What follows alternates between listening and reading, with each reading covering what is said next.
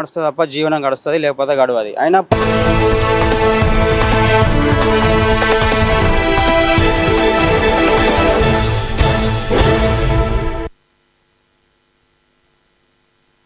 Narahari Shetty headlines చూద్దాం. మేడారంలో సమ్మక్క సారలమ్మను దర్శించుకున్న సీఎం రేవంత్, వనదేవతల సమక్షంలో ముఖ్యమంత్రికి రాఖీ కట్టిన మంత్రి సీత.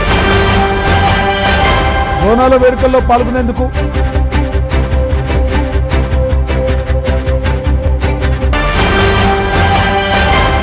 కామారెడ్డి జిల్లాలో సంగీతం వాగుకు వరద ఉధృతి, వాగుకు ఇరువైపులా తాళ్లు కట్టి తెరపలపై ప్రయాణం. తెలంగాణలో పలు ప్రాంతాల్లో మోస్తరు నుంచి భారీ వర్షాలు, రాష్ట్రంలోని పలు జిల్లాలకు ఎల్లో అలర్ట్ జారీ చేసిన ఐఎండీ.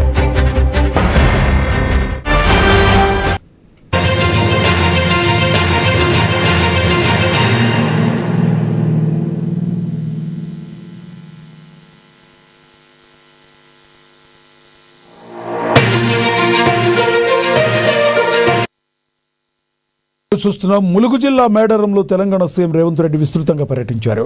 గిరిజన సంస్కృతి సాంప్రదాయాల నడుమ డోలు వాయిద్యాలతో పూజారులు సీఎంకు ఆలయ ప్రాంగణంలోకి సాదర ఆహ్వానం పలికారు. అనంతరం సమ్మక్క సారలమ్మ వనదేవతను దర్శించుకున్న సీఎం అమ్మవార్లకు నిలువెత్తు బంగారం సమర్పించి తమ మొక్కులు చెల్లించుకున్నారు. వనదేవతల సమక్షంలోనే మంత్రి సీతక్క ముఖ్యమంత్రికి రాఖీ కట్టారు. అనంతరం ములుగు ఘట్టమ్మ వద్ద సుమారుగా 16,000 కోట్ల రూపాయలతో నిర్మించనున్న గ్రామీణ రహదారులపై పైలాన్ను సీఎం ఆవిష్కరించారు. అలాగే ములుగు జిల్లా కేంద్రంలో కొత్తగా నిర్మించిన నూతన సమీకృత కలెక్టరేట్ కార్యాలయ భవన సముదాయాన్ని కూడా రేవంత్ రెడ్డి ప్రారంభించారు.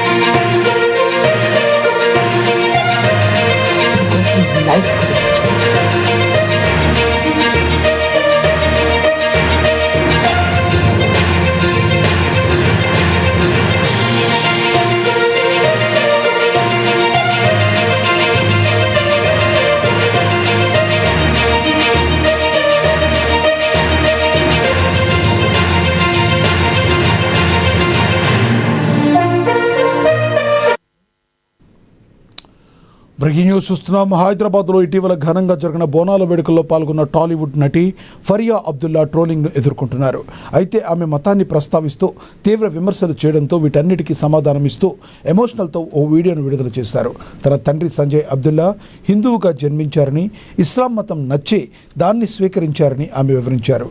అలాంటి బహుళ సంస్కృతి కుటుంబంలో పెరగడం వల్ల తనకు మతం ఆధ్యాత్మికతపై విశాల దృక్పథం ఏర్పడిందని ఫరియా తెలిపారు. ఇస్లాం మతంలోని మంచి విషయాలను చూస్తూ పెరిగిన తాను మరో సంస్కృతికి చెందిన సంప్రదాయాలను ఆచరిస్తే తన మతాన్ని తిరస్కరించినట్లు ఎలా అవుతుందని ఆమె ప్రశ్నించారు.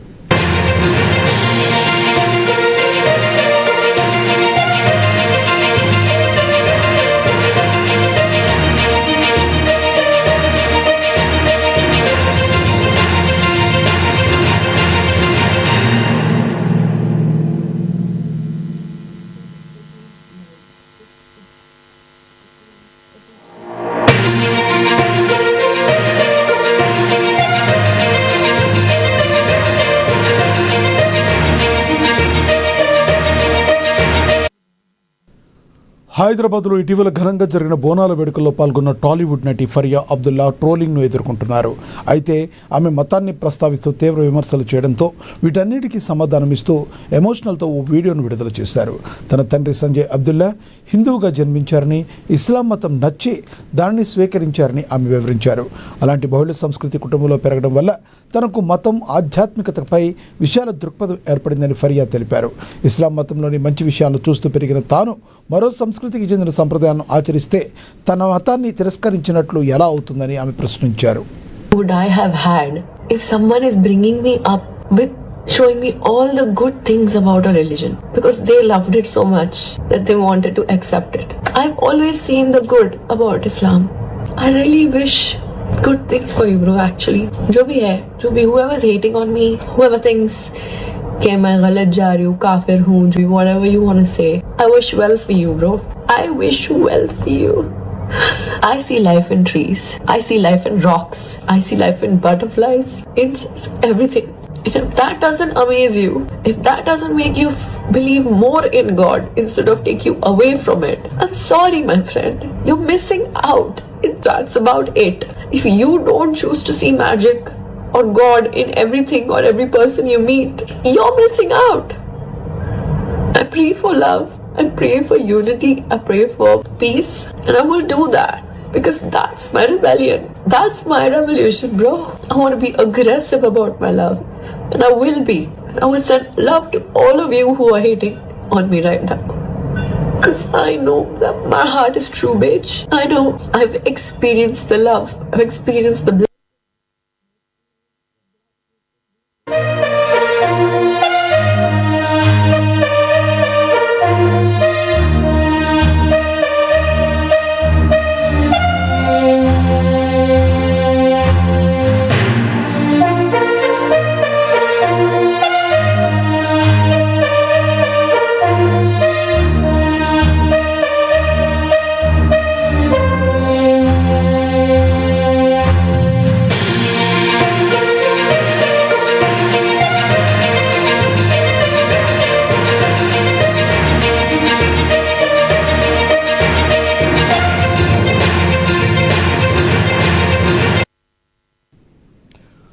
తెలంగాణలోని పలు ప్రాంతాల్లో మోస్తరు నుంచి భారీ వర్షాలు కురిసే అవకాశం ఉందని హైదరాబాద్ వాతావరణ కేంద్రం తెలిపింది. వాతావరణంలో ఏర్పడిన మార్పుల నేపథ్యంలో రాష్ట్రంలోని పలు జిల్లాలకు అధికారులు ఎల్లో అలర్ట్ జారీ చేశారు. ఇవాళ సిద్దిపేట, కరీంనగర్, హన్మకొండ, జనగామ, వరంగల్, మహబూబాబాద్, ఖమ్మం, కొత్తగూడెం జిల్లాల్లో వర్షాలు పడే అవకాశం ఉందని వాతావరణ శాఖ అధికారులు తెలిపారు. ఈ వర్షాలతో పాటు ఉరుములు, మెరుపులతో సంభవించే అవకాశం ఉందని వాతావరణ శాఖ అధికారులు పేర్కొన్నారు. గంటకు 40 కిలోమీటర్ల వేగంతో బలమైన ఎదురుగాలు వీచే ఛాన్స్ ఉందని వాతావరణ శాఖ హెచ్చరించింది. ఉరుములు, మెరుపులతో కూడిన వర్షం పడే సమయంలో ప్రజలు అత్యవసరమైతే తప్ప బయటకు వెళ్లవద్దని సూచించారు.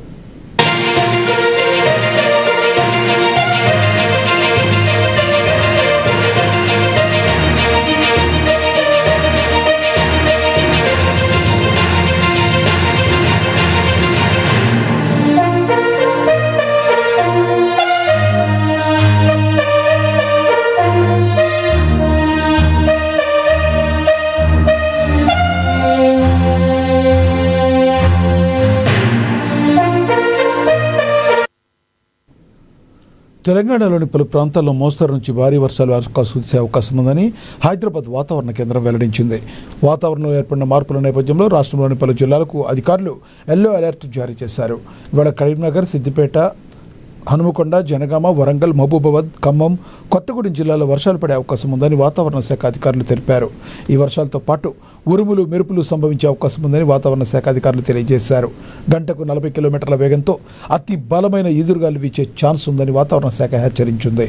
ఉరుములు, మెరుపులతో కూడిన వర్షం పడే సమయంలో ప్రజలు అత్యవసరమైతే తప్ప బయటకు వెళ్లవద్దని సూచించారు.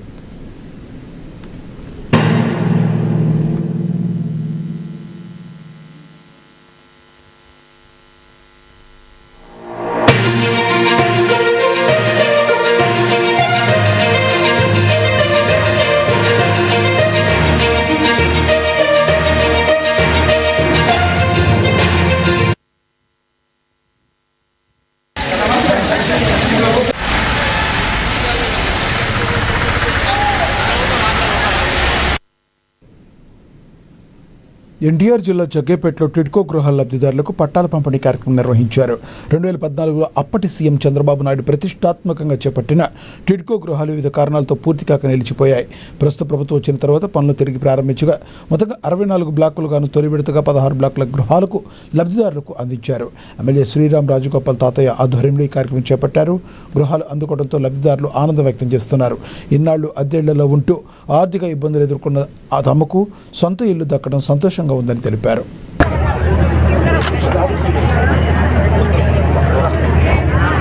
సబీనా గారు స్వాధీనం చేయడం జరిగింది. ఇది మరి ఆనాడు తెలుగుదేశం ప్రభుత్వ అధికారం ఉన్నప్పుడు కేంద్ర ప్రభుత్వ సహకారంతో అదేవిధంగా రాష్ట్ర ప్రభుత్వ యొక్క సహకారంతో పిఎం ఎన్టీఆర్ హౌసింగ్ 2018లో స్టార్ట్ హౌసింగ్ శాంక్షన్ చేస్తామంటే ప్రత్యేక రాష్ట్రానికి ఆ రోజు ఇందాక రఘు చెప్పినట్టు ఆ రోజు వెంకయ్య నాయుడు గారు ఉంటాం. ఆంధ్ర రాష్ట్రానికి ఎక్కువ కోటా ఇవ్వడం కూడా మనకి ఎక్కువ ఇటు శాంక్షన్. ఏదైనప్పుడు కూడా ఈరోజు మరి శ్రీరామ్ సుబ్బారావు గారు, మున్సిపల్ కౌన్సిలర్స్ కు, అదేవిధంగా ఇప్పుడే మాట్లాడే దూపల్ లక్ష్మణ గారు, కుమార్ రాజా గారు, అత్యంత సునీత గారు తెలియజేస్తూ ఇక్కడ ఇచ్చేసిన మహిళా సోదరి అందరికీ కూడా టిక్కో లబ్ధిదారులందరూ కూడా పేరు పేరున ఉదయపు నమస్కారాలు. అదేవిధంగా ఖమ్మంలో వర్షాలు సమృద్ధిగా కురవాలని, రైతు సుభిక్షంగా ఉండాలని ఆకాంక్షిస్తూ ప్రత్యేక పూజా కార్యక్రమాలు నిర్వహించారు. తీవ్ర వర్షాభావ పరిస్థితుల నేపథ్యంలో స్వయం శ్రీ అభయ వెంకటేశ్వర స్వామి దేవస్థానం సన్నిధిలో ప్రత్యేక యాగం చేశారు. అనంతరం గ్రామదేవతలకు జలాభిషేకం చేయడంతో పాటుగా అనాదిగా వస్తున్న సంప్రదాయాల్లో భాగంగా కప్పతల్లికి జలాభిషేకం నిర్వహించారు. కప్పతల్లిని గ్రామంలో ఊరేగిస్తూ వర్షాలు కురవాలని ప్రార్థించారు. గతంలో 2017లోనూ వర్షాభావ పరిస్థితులు ఏర్పడిన సమయంలో ఇదే విధంగా కార్యక్రమాలు నిర్వహించినట్లుగా దేవస్థానం చైర్మన్ అల్లిక అంజయ్య తెలిపారు. వర్షకాలు సమృద్ధిగా కురిసి రైతులు సంతోషంగా ఉండాలన్న ఉద్దేశంతో ఈ కార్యక్రమం నిర్వహించినట్లుగా పేర్కొన్నారు.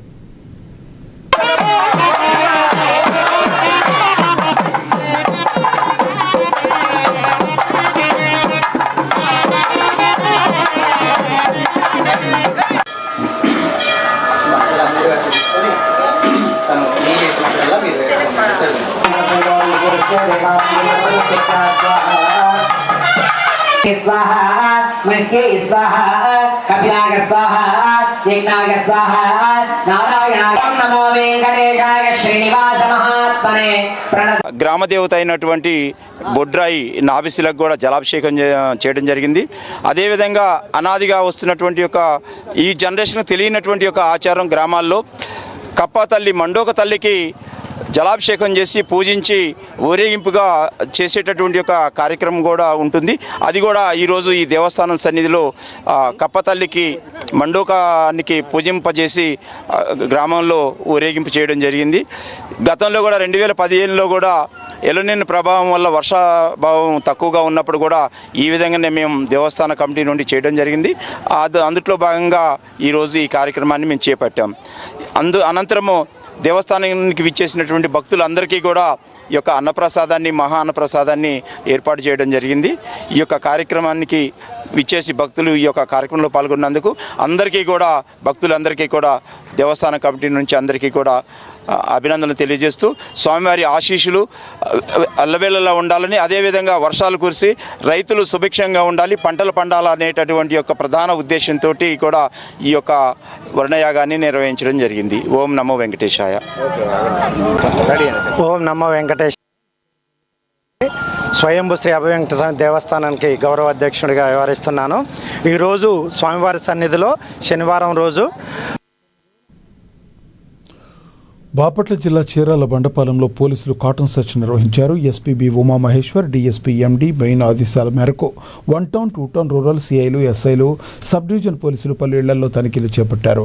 అనుమానాస్పద వ్యక్తులను ప్రశ్నించడంతో పాటుగా వాహనాలను కూడా క్షుణ్ణంగా తనిఖీ చేశారు. సరైన పత్రాలు లేని 32 బైకులు, 8 ట్రాలీ ఆటోలను పోలీసులు స్వాధీనం చేసుకుని పోలీస్ స్టేషన్కు తరలించారు. గంజాయి, మాదక ద్రవ్యాల అక్రమ రవాణా, వినియోగంపై ప్రత్యేక నిఘా కొనసాగుతుందని 1 టౌన్ సిఐ సోమశేఖర్ తెలిపారు. నేరాల నియంత్రణలో భాగంగా అనుమానిత ప్రాంతాల్లో తరచూ కాటన్ సెర్చ్ నిర్వహిస్తున్నామని పేర్కొన్నారు. అనుమానాస్పద కార్యకలాపాలు కనిపిస్తే వెంటనే పోలీసులకు సమాచారం ఇవ్వాలని ప్రజలకు సూచించారు.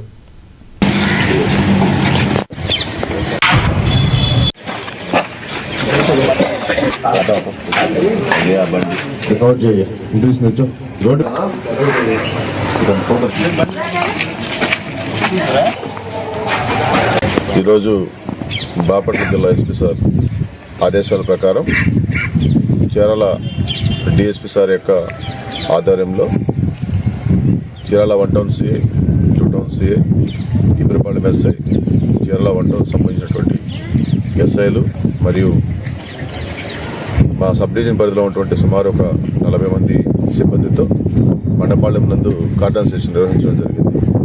ఈ కార్డన్ సెర్చ్లో ముఖ్యంగా గాంజా ఉన్నటువంటి జాడలు ఏమన్నా ఉన్నాయటువంటిది వెరిఫై చేశాము. వెహికల్స్ డాక్యుమెంట్స్ ఉన్నటువంటి వెహికల్స్ ఏమైనా ఉన్నాయా లేదా దొంగ వెహికల్స్ ఏమైనా ఉన్నటువంటి దాని మీద సెర్చ్ చేయడం జరిగింది. సుమారు ఒక 32 వెహికల్స్ను 2 వీలర్స్ను ఐడెంటిఫై చేసి వాటిని వెరిఫై చేస్తున్నాం. అదేవిధంగా ఒక 8 ఆటోలను కూడా చెక్ చేస్తూ ఉన్నాము. వాటిని డాక్యుమెంట్స్ లేకపోతే సరైన డాక్యుమెంట్స్ లేక హనుమకొండ జిల్లా కుమారపల్లి మార్కెట్లో చిన్నపిల్లలను ఎత్తుకెళ్తున్నారనే అనుమానంతో వ్యక్తిపై స్థానికులు దాడి చేశారు. బీహార్కు చెందిన వ్యక్తిని అనుమానించిన స్థానికులు అతన్ని పట్టుకుని దేహశుద్ధి చేసి అనంతరం పోలీసులు అప్పగించారు. పిల్లలను ఎత్తుకెళ్లేందుకు ప్రయత్నిస్తున్నాడనే అనుమానంతోనే అతన్ని పట్టుకున్నట్లుగా స్థానికులు తెలిపారు. సమాచారం అందుకున్న పోలీసులు ఘటనా స్థలానికి చేరుకుని వ్యక్తిని అదుపులోకి తీసుకున్నారు.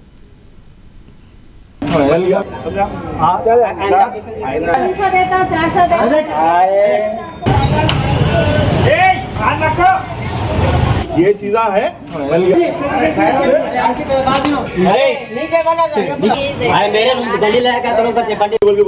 ये चीज़ा है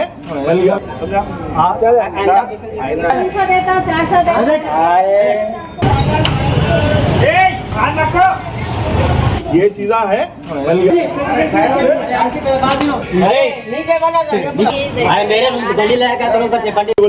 ये चीज़ा है ये चीज़ा है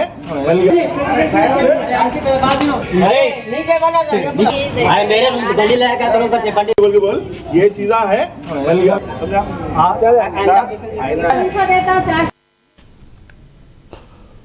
ఎగువ ప్రాంతాల్లో కురుస్తున్న వర్షాలతో కామారెడ్డి జిల్లా మహమూద్ నగర్ మండలం సింగీతం వాగులో వరద ఉధృతి కొనసాగుతుంది. సింగీతం గ్రామ రైతులు కూలీలు వ్యవసాయ పనులకు వెళ్లాలంటే ఆ వాగును దాటాల్సి వస్తుంది. దాదాపుగా 15 రోజులుగా వరద ప్రవాహం కొనసాగుతూ ఉండడంతో వాగు దాటేందుకు గ్రామస్తులు తెప్పలను ఆశ్రయిస్తున్నారు. వాగుకి ఇరువైపులా తాళ్లు కట్టి ప్రాణాలను అరచేతిలో పెట్టుకుని తెప్పలపై ప్రయాణిస్తున్నారు. వాగుపై బ్రిడ్జి నిర్మాణ పనులు అర్ధాంతరంగా నిలిచిపోవడంతోనే తమకి కష్టాలు తప్పడం లేదని రైతులు గ్రామస్తులు తీవ్ర ఆవేదన వ్యక్తం చేస్తున్నారు. ప్రభుత్వం అధికారులు స్పందించి బ్రిడ్జి నిర్మాణాన్ని త్వరగా పూర్తి చేసి తమ ఇబ్బందులు తొలగించాలని వేడుకుంటున్నారు.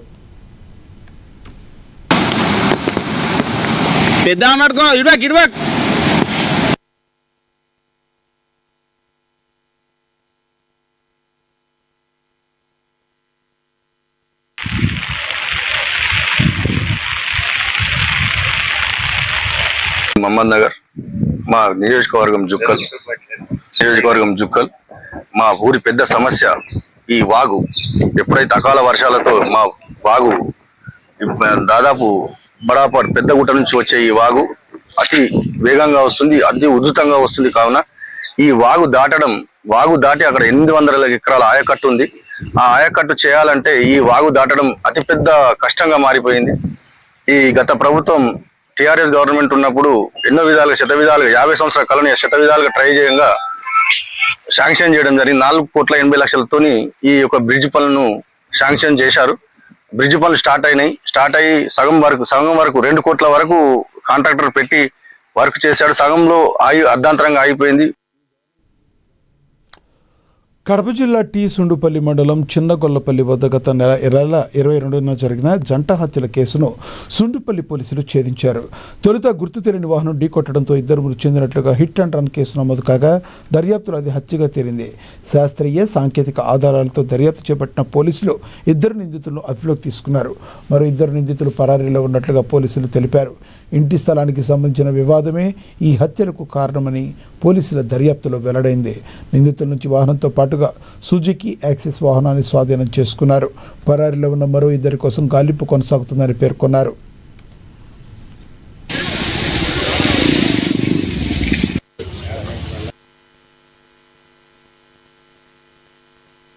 ఏడు 2026 సంవత్సరంలో ఉదయం 5 గంటల నుంచి 6:30 ఆ ప్రాంతంలో సమ్ అన్నోన్ వెహికల్స్ ఒక మోటార్ సైకిల్ని డాష్ ఇచ్చినట్లు, ఆ ప్రమాదంలో 2 వ్యక్తులు, ఒకరి పేరు వచ్చేసి అబ్బన్న గారి జయరాం, ఇంకోరి పేరు వచ్చి రెడ్డి చెల్ల రవీంద్ర, వీళ్ళిద్దరూ స్పాట్లోనే చనిపోయినట్టు మనకి అబ్బన్న గారి జయరాం వాళ్ళ బ్రదర్ రాజన్న ఇచ్చిన కంప్లైంట్ మేరకు మనము 304A కేసుగా మనము హిట్ అండ్ రన్ కేసుగా రిజిస్టర్ చేసినాము.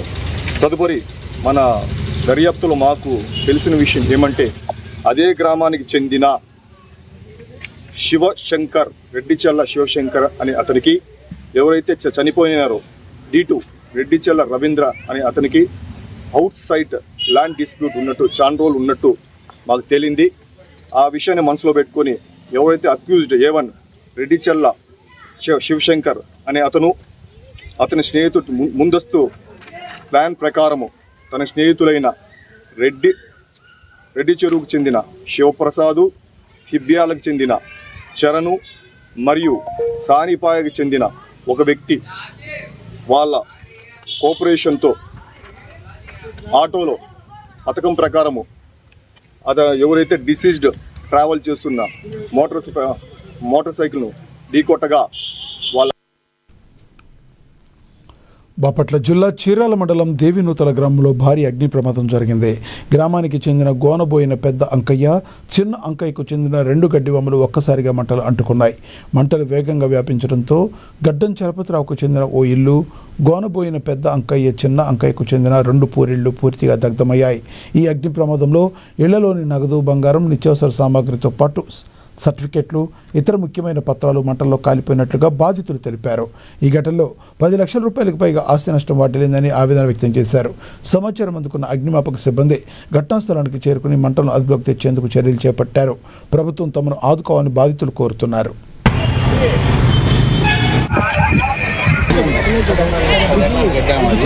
బంగారం దాదాపుగా 5 లక్షల డబ్బులు, అలానే ఇంటూ వ్యవసాయం తరుణం కాబట్టి వ్యవసాయం కోసం తీసుకొచ్చిన డబ్బులు కానీ అన్ని అప్పులు తెచ్చి పెట్టుకున్నారు. చాలా నష్టపోయి ఉన్నారు. దాదాపుగా 10 లక్షల వరకు నష్టం జరిగింది. వాళ్ళు చాలా శోకసంద్రంలో మునిగిపోయి ఉన్నారు. వాళ్ళు సర్వం కోల్పోయి కట్టుబట్టలతో నిలబడిపోయి ఉన్నారు. ఈ 10 గంటల టైంలో ఫైర్ యాక్షన్ జరిగినప్పుడు ఊర్లో జనాలు, అలాగే 2 ఫైర్ ఇంజిన్లు బాపట్ల నుంచి ఒకటి, చీరాల నుంచి ఒకటి, 2 ఫైర్ ఇంజిన్లు వచ్చి 3 గంటల నుంచి ఫైర్ కంట్రోల్ చేయడం ప్రయత్నం చేస్తున్నా, ఇంకా కంట్రోల్ అవ్వలేదు. ఊర్లో జనాలందరూ కూడా ఇది చేశారు. వాళ్ళ కనీసం ఒక 20-30 వరిగొడ్లు ఉన్నాయి, అవి కూడా చల్లాచెదిరై వెళ్ళిపోవడం జరిగింది. వాళ్ళు ఏమీ లేకుండా నిరుత్సాహులై ఉన్నారు. అధికారులు స్పందించి పల్నాడు జిల్లా మాచర్ల మండలం ఏనుకొనంపేట గ్రామంలో విషాద ఘటన చోటు చేసుకుంది. ప్రసవించిన 2 గంటలకే ఓ మహిళ అకస్మాత్తుగా కుప్పకూలి మృతి చెందారు. మంగబాయి అనే మహిళ ఈ నెల 11న ఉదయం 11 గంటలకు ఆడబిడ్డకు జన్మనిచ్చారు. మాచర్ల రామకృష్ణ ఆసుపత్రిలో ప్రసవం అనంతరం తల్లి బిడ్డను మధ్యాహ్నం 3 గంటలకు డిశ్చార్జ్ చేశారు. ఇంటికి వెళ్లిన 2 గంటలకే భోజనం చేస్తూ మంగాబాయి ఒక్కసారిగా కుప్పకూలింది. కుటుంబ సభ్యులు వెంటనే ఆసుపత్రికి తరలించగా మార్గ మధ్యంలోనే మృతి చెందినట్లుగా తెలుస్తుంది. మృతదేహాన్ని రామకృష్ణ ఆసుపత్రిలో ఉంచి వైద్యులు వచ్చిన ఘటనపై వివరణ ఇవ్వాలని బంధువులు ఆందోళన చేస్తున్నారు. ఆసుపత్రిలో వైద్యులు అందుబాటులో లేరని, సిబ్బంది మాత్రమే ఉన్నారని బంధువులు ఆరోపిస్తున్నారు. దీంతో అక్కడ అవాంఛనీయ ఘటనలు జరగకుండా మాచర్ల పోలీసులు భద్రతా చర్యలు చేపట్టారు.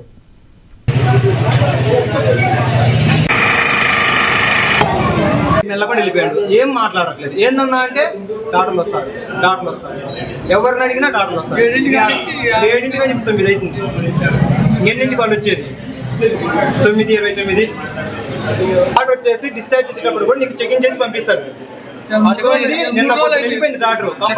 భరోసా మీద డిశ్చార్జ్ చేశారు. ఇప్పుడైతే హార్ట్ అటాక్ అంటున్నారు. అంతే హార్ట్ అటాక్ అని అంత స్పాట్ వస్తారు. సరే వచ్చిందో అనుకో, కనీసం ఏదో రెస్పాన్స్ ఉండాలిగా. మరి వాళ్ళు ఇక్కడికి వచ్చి మా ముందని చెప్పాలి కదా సమాధానం. రేపు వాళ్ళు 7 నిమిషాలకి డెలివరీ చేశారు.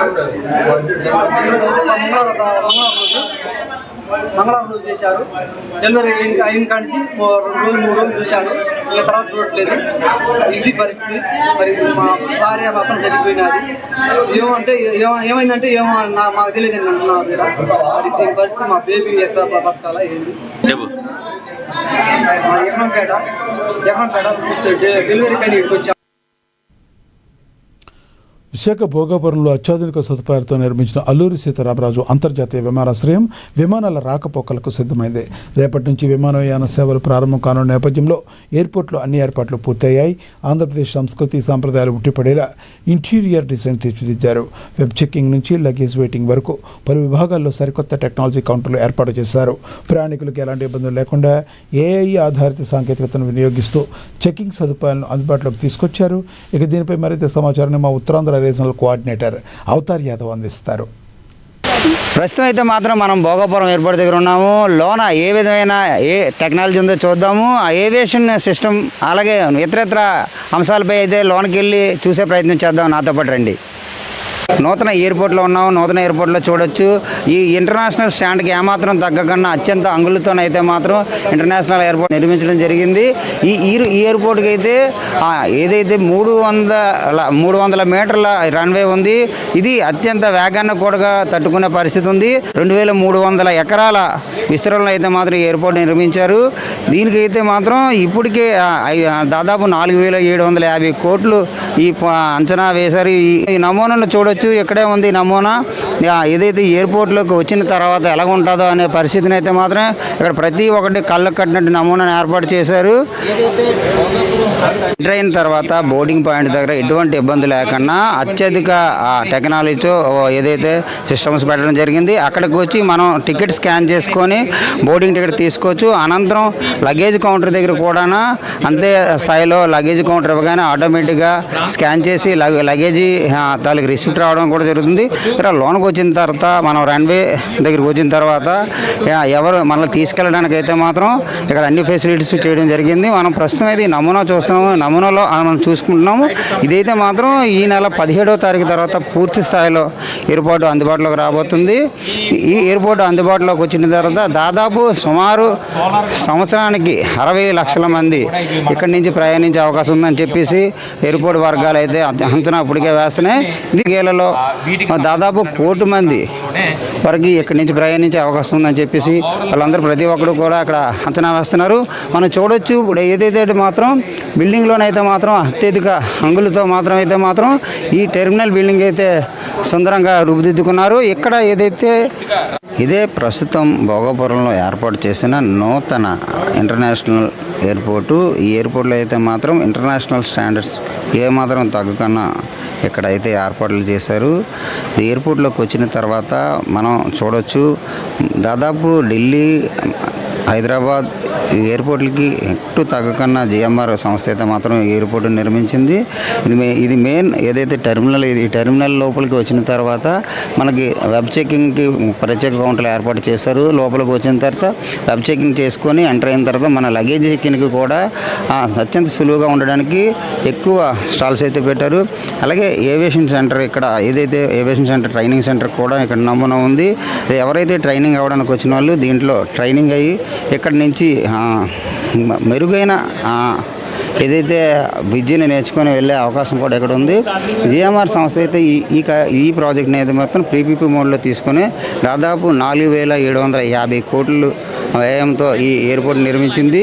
అత్యంత అంగులతో నిర్మాణమైన ఈ ఎయిర్పోర్టు అత్యంత సుందరంగా ఉంది. ఈ ప్రపంచ దేశంలో ఉన్న ఎటువంటి విమానాలైనా సరే ఈ రన్వేపై దిగే సామర్థ్యం మన రన్వేకి ఉంది. ఇక్కడి నుంచి ఇదే కాకుండా కార్గో హబ్ను కూడా పూర్తిగా డెవలప్ చేసి ఇక్కడ తయారయ్యే మెడిసిన్ ఇతరత్ర వాటిని కూడా ఇక్కడి నుంచి ఎక్స్పోర్ట్ చేసే విధంగా కూడా కార్గోను కూడా డెవలప్ చేయడం పరిస్థితి కనబడతా ఉంది. చూస్తూనే ఉండండి ఏఎన్ఎన్ టీవీ. కెమెరా పర్సన్ రాజుతో అవతారేది ఏఎన్ఎన్ టీవీ, విశాఖపట్నం.